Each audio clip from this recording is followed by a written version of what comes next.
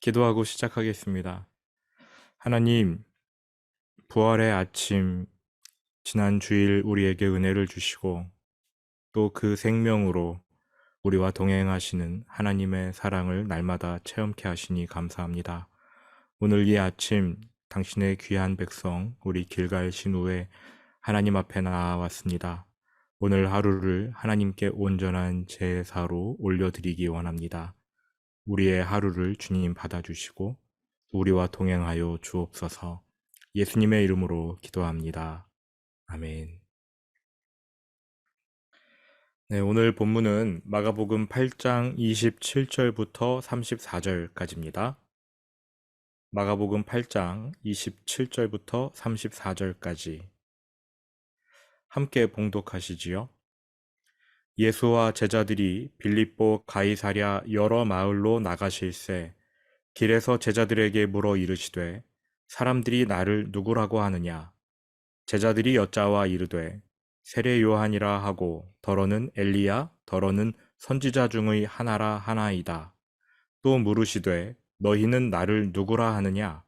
베드로가 대답하여 이르되 주는 그리스도시니이다 하매 이에 자기의 일을 아무에게도 말하지 말라 경고하시고 인자가 많은 고난을 받고 장로들과 대제사장들과 서기관들에게 버림받아 죽임을 당하고 사흘 만에 살아나야 할 것을 비로소 그들에게 가르치시되 드러내놓고 이 말씀을 하시니 베드로가 예수를 붙들고 항변하매 예수께서 돌이키사 제자들을 보시며 베드로를 꾸짖어 이르시되 사탄아 내 뒤로 물러가라. 내가 하나님의 일을 생각하지 아니하고 도리어 사람의 일을 생각하는도다 하시고 무리와 제자들을 불러 이르시되 누구든지 나를 따라오려거든 자기를 부인하고 자기 십자가를 지고 나를 따를 것이니라. 아멘. 오늘 우리가 읽은 본문은 마가복음 전체의 핵심이라 할 수 있습니다. 마가복음을 산에 비교하면 오늘 본문이 산 봉우리에 해당합니다. 본문 이후로는 이제 하산해야 하는데요. 앞으로 펼쳐지는 마가복음의 내용은 오늘 이 본문을 바탕으로 이루어진다 라고 해도 좋습니다. 27절 예수와 제자들이 빌립보 가이사랴 여러 마을로 나가실세. 먼저 빌립보 가이사랴에 대해서 알아보지요. 예수님이 태어났을 때 2살 미만의 아이들을 학살했던 헤롯 대왕, 그 헤롯 대왕이 자신의 뒷배를 봐주던 로마 황제 가이사를 위해서 신전을 지으며 함께 건설한 도시가 바로 이 가이사랴 빌립보 혹은 빌립보 가이사랴입니다. 신생 도시지요. 화려합니다. 사람들의 욕망이 모여 있는 곳입니다. 그런데 예수님이 그리로 가다가 잠시 멈추고는 몸을 돌려 제자들을 바라보십니다. 27절 후반부 사람들이 나를 누구라고 하느냐 이렇게 물어보셔요. 의미심장한 질문이지요. 저 멀리에는 빌립보 가이사랴 도시의 화려함이 눈에 띕니다. 반면 예수님의 몰골은 말이 아닐 거예요. 그런데 예수님이 제자들에게 사람들이 나를 누구라고 하느냐 이렇게 물어보십니다. 예수님이 누구인지 그 답은 어렵지 않습니다. 마가복음 1장부터 8장까지의 내용이 이 질문에 대한 답이지요. 하나님의 아들이고 구원자이십니다. 메시아, 그리스도. 그런데 당시의 사람들은 예수님에 대해서 뭐라고 답했습니까? 제자들이 당시 사람들이 예수님에 대해서 한 말을 요약해서 답변합니다. 제자들이 여짜와 이르되 세례 요한이라 하고 더러는 엘리야, 더러는 선지자 중에 하나라 하나이다. 그나마 예수님을 좋게 봐준 사람들의 답이 세례 요한, 엘리야, 선지자 중에 한 사람이었습니다. 예수님을 믿지 않는 사람들, 배척하던 사람들은 예수님을 귀신 들린 사람 또는 미친 사람으로 인식했지요. 여러분, 세례 요한, 엘리야, 선지자 중에 하나. 이들의 공통점이 있습니다. 이들은 메시아가 오실 길을 예비했던 사람이에요. 그러나 메시아는 아니었습니다. 예수님은 수많은 표적과 가르침을 통해 자신이 메시아임을 나타내셨지요. 그런데 사람들은 예수님을 메시아로 믿지 않았습니다. 메시아가 올 것을 준비하는 여러 선지자 중 하나로 여긴 겁니다.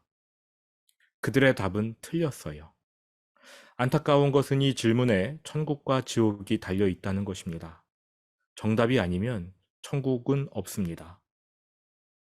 예수님을 귀신 들린 사람, 미치광이로 여긴 사람들보다는 낫지만 예수님을 세례 요한의 환생으로 믿거나 엘리야라고 믿거나 선지자 중에 하나로 믿는 사람들 역시 구원받지 못하는 것은 마찬가지입니다. 요한복음 17장 3절에서 예수님이 이렇게 말씀하셨어요.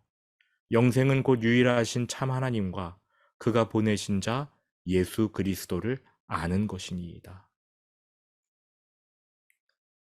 예수님을 하나님의 아들로 알아야 된다는 것이고 예수님을 그리스도, 메시아라는 뜻이죠. 구약에서는 메시아, 신약에서는 그리스도, 히브리어 헬라어이거든요. 예수님을 메시아, 그리스도, 구세주, 하나님으로 알 때에만 영생을 얻습니다. 예수님이 그토록 자신을 메시아로 나타내셨는데 그렇다면 사람들은 왜 예수님을 메시아로 인식하지 못하고 믿지 못했을까요? 왜 그들은 예수님을 메시아로 믿지 못해서 구원을 얻지 못했을까요? 답은 매우 간단합니다. 예수님이 그들이 생각했던 메시아의 모양새와 달랐기 때문입니다. 아주 오래전부터 사람들은 이스라엘을 로마로부터 해방시켜주고 세상의 모든 재물을 다 끌어다가 백성을 부요하게 해주는 메시아를 기다렸습니다. 그런데 어느 날 예수님이 역사 무대에 나타나셨어요. 여지껏 들어보지 못한 천국 말씀을 전하십니다. 심지어 놀라운 기적까지 일으키셔요. 오병이어로 많은 사람을 먹이셨습니다. 아, 저분이 메시아구나. 사람들은 기대했습니다. 그래서 공생의 초반부에 수많은 사람들이 구름대처럼 예수님 곁에 몰려들었지요. 못돼 먹은 바리새인들도 초반에는 굉장히 우호적이었습니다. 요한복음 3장에서 니고데모, 바리새인 니고데모가 한 말을 자세히 들여다보시면 예수님의 공생의 초반부에는 바리새인들도 예수님이 하나님으로부터 온 사람인 것을 안다. 이렇게 알 수 있어요. 제가 요한복음 3장 2절 말씀을 읽어드릴게요. 니고데모가 밤에 예수께 와서 이르되 랍비여 우리가 당신은 하나님께로부터 오신 선생인 줄 아나이다. 우리가 그러니까 바리새인들을 대표하는 니고데모가 우리가 당신은 하나님께로부터 오신 선생인 줄 아나이다. 그러니까 예수님이 하나님께로부터 온 분이라는 걸 아는 거지요. 그렇게 알고 있었어요. 이처럼 초반부에는 예수님이 메시아이실 거라는 분위기가 고조되었었는데 예수님의 행보를 보아하니까 이게 매우 이상한 거예요. 창녀와 세리들을 만나고 그들을 친구라 불러주시질 않나. 그들에게 구원이 맺다. 그들의 죄가 용서되었다. 이렇게 선포하시질 않나. 가난한 사람들하고 어울리시고 나병 환자, 맹인, 귀먹은 사람들을 고쳐주는 일에 전념하실 뿐 임금이 되려는 생각이 없어요. 군대를 일으켜 로마에 대적할 생각도 없는 것처럼 보입니다. 심지어는 원수 같은 로마 당국에 자진하여 세금을 납부하셔요.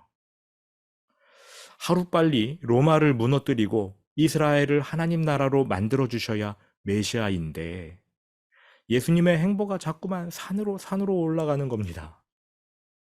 그러더니 내 나라는 세상 나라와 같지 않다. 세상에서는 종이 주인을 섬기지만 내 나라에서는 주인이 종을 섬긴다. 나는 너희를 섬기려고 이 땅에 왔다. 라면서 말도 안 되는 소리를 짓거리셔요. 이러한 예수님의 언행이 사람들의 욕망에 부합하지 않았습니다. 추종했던 사람들이 다 떠나버렸어요.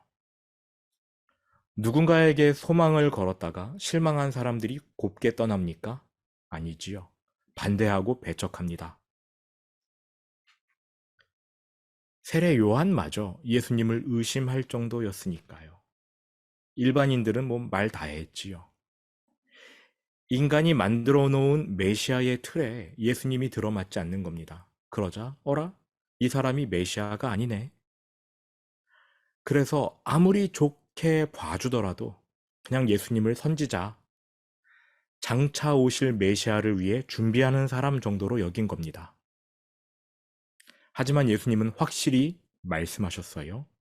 누가복음 7장 23절에서 누구든지 나로 말미암아 실족하지 아니하는 자는 복이 있도다. 워낙 예수님이 그들의 기대에 맞지 않게 행동하셔서 그런지 수많은 사람들이 실족해서 넘어졌습니다. 다 떠나버렸어요. 근데 예수님께서 내가 메시아라는 것을 끝까지 믿고 견디는 사람은 복이 있을 것이다. 자, 이제 일반인들은 그렇다 치고 제자들은 어떨까요? 제자들과 2년 반의 시간을 보낸 상태입니다. 어느 정도 가르칠 만큼 가르치신 거지요. 예수님이 제자들에게 물어보십니다. 오늘 본문 29절. 또 물으시되 너희는 나를 누구라 하느냐?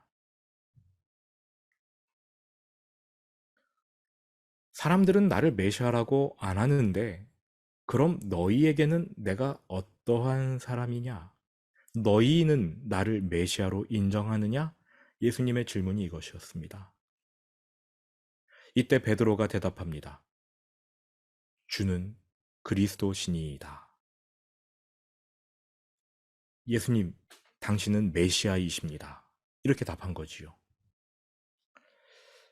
마가복음이 시작되면서 8장에 이르기까지 그리스도, 그러니까 메시아 이 단어는 딱 두 번만 등장했습니다. 1장 1절 하나님의 아들 예수 그리스도의 복음의 시작이라. 그리고 여기 8장 29절 주는 그리스도시니이다. 이렇게 두 번 등장했어요. 그러니까 여기 이 구절에서 처음으로 누군가가 예수님을 그리스도라고 인정한 거지요. 이 고백을 기점으로 마가복음의 후반부가 열리는 겁니다. 베드로에게서 주는 그리스도십니다. 이 고백을 들으시고 마가복음의 후반부가 시작되는 거예요.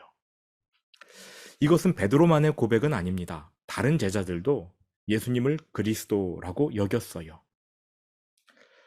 그리고 오늘 우리가 읽은 마가복음에는 나오지 않지만 우리가 다 알듯이 예수님께서 베드로의 답이 맞다고 딩동댕 실로폰을 쳐주셨습니다. 마태복음 16장 17절을 제가 읽어드리겠습니다. 예수께서 대답하여 이르시되 바요나 시모나 내가 복이 있도다. 이를 내게 알게 하니는 혈육이 아니요 하늘에 계신 내 아버지시니라. 심지어 베드로가 한 이 대답이 하나님께로부터 온 것이라고 아주 엄청난 칭찬을 해주신 것입니다. 결국 예수님이 메시아라는 것을 제자들에게 너무나 확실하게 나타내셨습니다. 그 순간에 제자들 모두는 기뻐했을 거예요. 그동안 예수님을 믿고 따랐는데, 저분이 메시아가 아니면 어떡하지? 그런데 메시아래요. 이것보다 더 든든한 일은 없지요. 바로 이 지점에서 문제가 생겼습니다. 제자들의 인식, 메시아에 대한 제자들의 인식과 기대는 군중들과 조금도 다르지 않았습니다. 그러니까 제자들도 메시아를 정치 지도자, 군사 지도자 이렇게 생각했어요. 죄와 사망을 해결해주는 구원자가 아니라 왕, 전제군주라고 생각한 것입니다. 그래서 예수님이 내가 메시아다라고 인정하셨을 때 맞아, 예수님은 최고 권력자야, 왕이야, 전 세계 대통령이야 이렇게 생각하며 기뻐했던 겁니다. 대단하게 착각한 거지요. 여러분 그동안 제자들이 왜 누가 더 높으냐 라며 싸웠는지 아십니까? 우리는 그들이 유치하게 싸웠을 거라고 생각합니다. 중학생들이 같은 반에서 서열 정하듯이 싸운 것처럼 생각하는데 아니에요. 제자들은 삶을 걸고 진지하게 싸웠습니다. 제자들 중에 예수님보다 나이 많은 사람도 있었을 거고요. 그들의 인생이 걸린 문제거든요. 제자들은 예수님이 빌라도 같은 로마 총독들 없애버리고 헤롯 잡아 죽이고 로마 황제를 무릎 꿇릴 거라고 확신했어요. 그렇게 예수님이 왕위에 오르시면 본인들도 버금가는 통치자가 될 거라고 기대했습니다. 그러니까 당연히 누가 높으냐 싸워야지요. 지금까지 2년 반 정도를 따라다녔는데 12명 모두가 단 한 명의 낙오자 없이 지금까지 잘 버텨왔습니다. 그들에게 동일한 목적이 있어서 그래요. 예수님이 왕이 되면 나는 영의정, 좌의정, 우의정 해먹을 수 있다. 그런데 예수님이 지금 자신을 메시아라고 밝히십니다. 그러니 얼마나 기뻐요.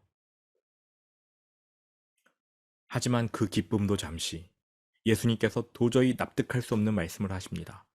31절 같이 읽어보시지요. 인자가 많은 고난을 받고 장로들과 대제사장들과 서기관들에게 버림받아 죽임을 당하고 사흘 만에 살아나야 할 것을 비로소 그들에게 가르치시되. 사흘 만에 부활하신다는 말씀은 아예 들리지도 않을 거고요. 많은 고난을 당하게 된다? 종교 지도자들에게 버림을 받아 죽임을 당한다? 어안이 벙벙합니다. 예수님 곁에 붙어서 영의정, 좌의정 꿈꿔왔는데, 그래서 제자들끼리 피 터지게 싸웠는데 예수님이 죽으신대요. 이게 너무 쇼킹했던지 성령 충만해서 주는 그리스도시요 이렇게 답했던 베드로가 갑자기 돌변합니다. 사탄의 입장을 대변해요. 32절 드러내놓고 이 말씀을 하시니 베드로가 예수를 붙들고 항변하매. 이게 말이 좋아 항변이지요. 원어의 의미는 꾸짖었다입니다. 베드로가 예수님을 호되게 꾸짖은 거예요. 아마 이렇게 말하지 않았을까 싶습니다. 예수님, 그딴 말은 입 밖에도 내지 마십시오. 죽는다니요. 우리가 투자한 시간과 노력이 얼만데 이게 뭔 헛소리입니까? 이거 베드로만이 아니에요. 제자들 모두가 사탄 편에 섰습니다. 베드로만 사탄아 내 뒤로 물러가라 이렇게 꾸짖음 당했다고 우리는 생각하는데 사실은 제자들 모두가 이 꾸지람을 들은 거예요. 33절을 자세히 보십시오. 예수께서 돌이키사 제자들을 보시며 예수께서 돌이키사 제자들을 보시며 그러니까 제자들을 먼저 둘러보신 거예요. 그리고 나서 베드로를 꾸짖어 말씀하신 것입니다. 사탄아 내 뒤로 물러가라. 내가 하나님의 일을 생각하지 아니하고 도리어 사람의 일을 생각하는도다. 무슨 뜻입니까? 제자들도 베드로랑 똑같은 생각을 하고 있었는데 항상 나서기 좋아하는 베드로가 손들고 말했다가 대표로 얻어맞은 거예요. 그러니까 제자들도 다 사탄 편에 서 있었던 거지요. 최고가 되고 싶은 욕심 때문입니다. 그 욕심에 눈이 어두워서 예수님을 제대로 알아보지 못한 거지요. 이들은 예수님을 메시아로 인정하긴 했지만 그 마음속에 금송아지 형상을 빚어놓고 그걸 예수님이라고 착각했던 겁니다. 하나님의 일을 생각하지 않고 사람의 일을 생각했습니다. 여러분, 크리스천 중에 나는 반드시 성공할 거야. 나는 이 분야에서 최고가 되어 하나님께 영광 돌리겠어. 이러한 목적을 가진 사람 많지요. 그러한 사람은 예수님을 따르는 사람이 아닙니다. 여러분, 이 세상에서 최고가 되는 거 하나님이 원하시는 일일까요? 이 세상 시스템 안에서 내가 최고가 되려면 누군가를 밟아야 됩니다. 믿음을 포기하고 신앙 양심을 내려놓아야 할 일 많이 생기지요. 여전히 술 접대, 성 접대하지 않으면 을 기업은 갑 기업에게 수주 받지 못하고 뇌물을 주지 않으면 공사 같은 거 따내기 어렵잖아요. 여전히 그렇지 않습니까? 그게 이 세상 시스템이지요. 그런데 최고가 된다고요?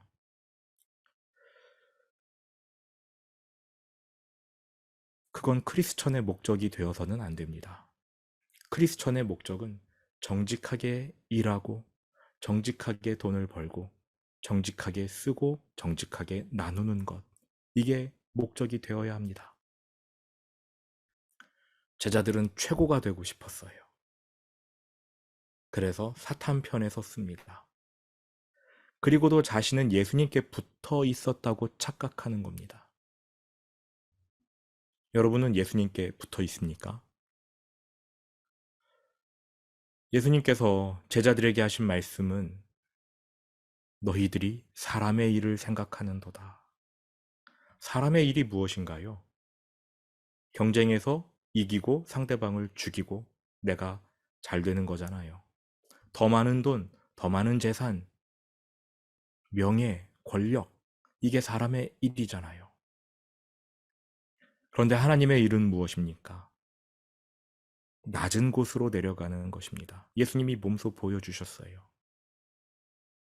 내 나라에서는 주인이 종을 섬긴다. 내가 일을 열심히 해서 많은 돈을 버는 목적이 나 자신 잘 되고 나 높아지는 것이라면 그거는 크리스천일 수가 없지요.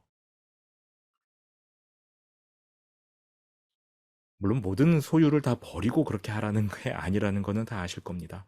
우리의 목적. 예수님은 모든 사람의 죄를 씻기 위해 가장 낮은 자리로 가셔서 가장 부끄러운 십자가를 끌어안으셨습니다.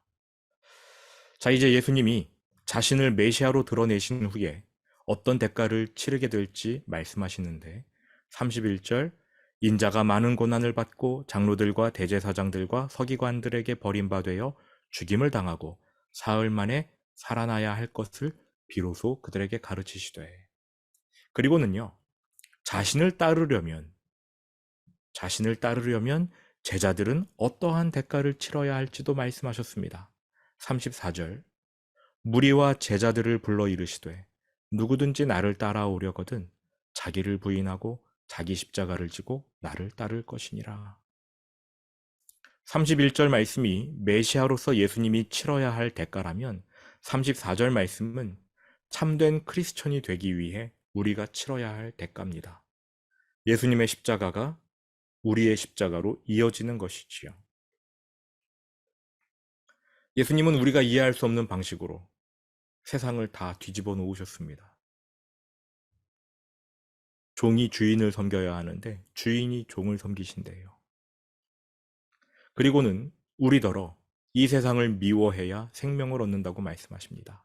이 세상 시스템을 사랑하지 않는 것, 내 안의 욕망과 탐심을 죽이고 하나님 주신 은혜를 붙잡기 위해 고군분투하는 것, 그것이 바로 자기 십자가입니다. 오늘 예수님께서 우리에게 물어보실 거예요. 너희는 나를 누구라 하느냐? 신도시인 가이사랴 빌립보로 가면 화려한 세상에 들어가면 우리는 올바른 답을 할 수 없습니다. 거기서는 경쟁해야 되거든요. 남을 죽여야 되거든요. 예수님을 따르는 사람이 가이사랴 빌립보로 갈 수는 없습니다. 그곳에서는 예수님을 만날 수도 예수님을 알 수도 없어요. 예수님은 우리에게 자기를 부인하라, 자기 십자가를 져야 한다. 그래야 나를 만날 수 있다라고 말씀하십니다. 우리 마음속에 죄와 탐욕, 십자가에 못 박아야 합니다. 그래야 예수님을 메시아로 하나님의 아들로 인정할 수 있습니다. 이제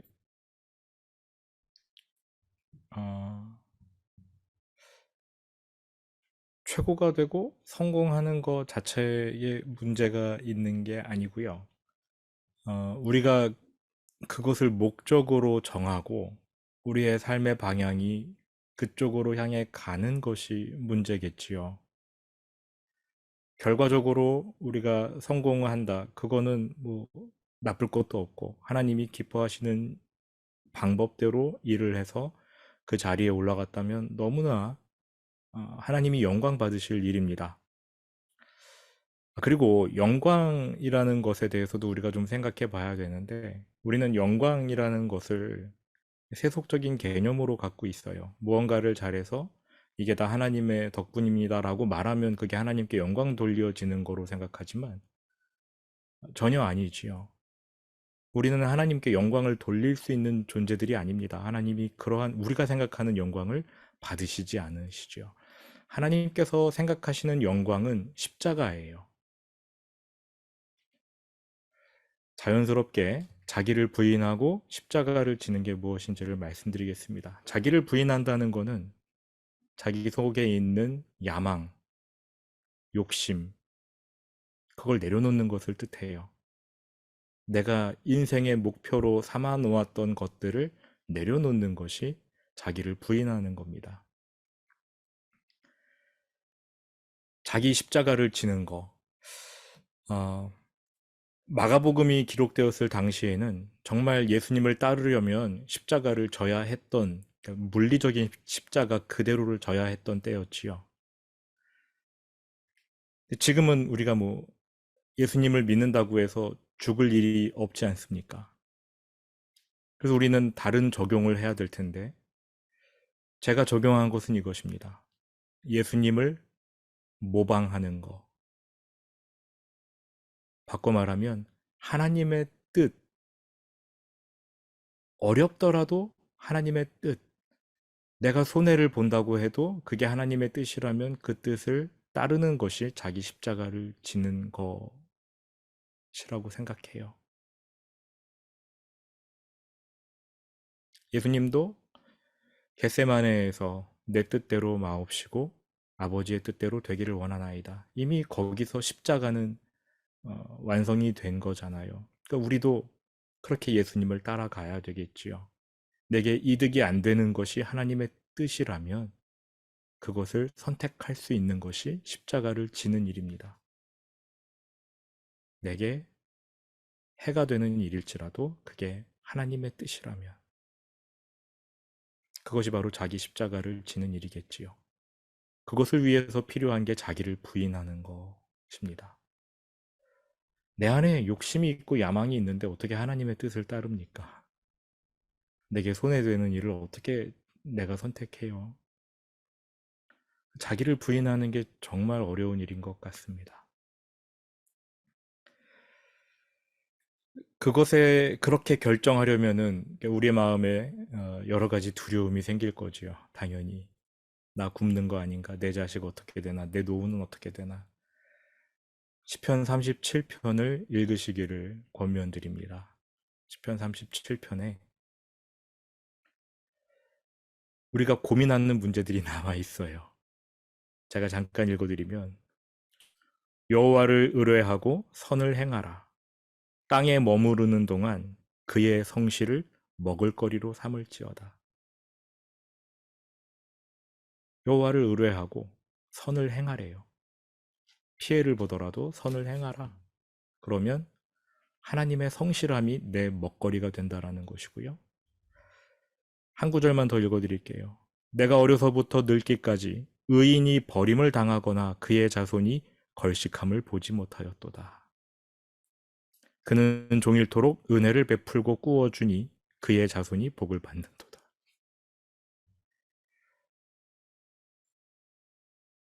두려움의 반대말은 믿음입니다. 이걸 믿으면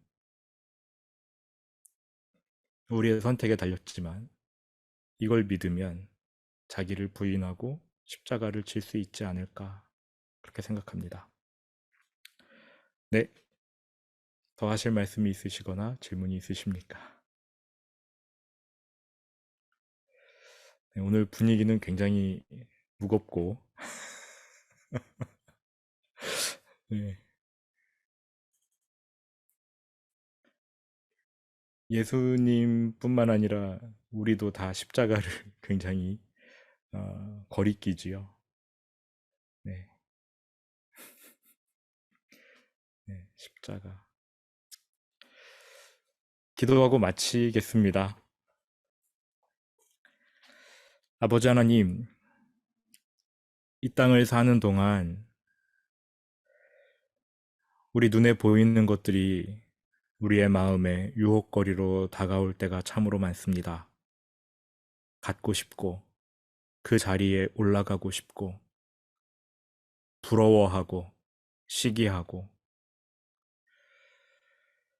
내 마음속에 욕심, 야망,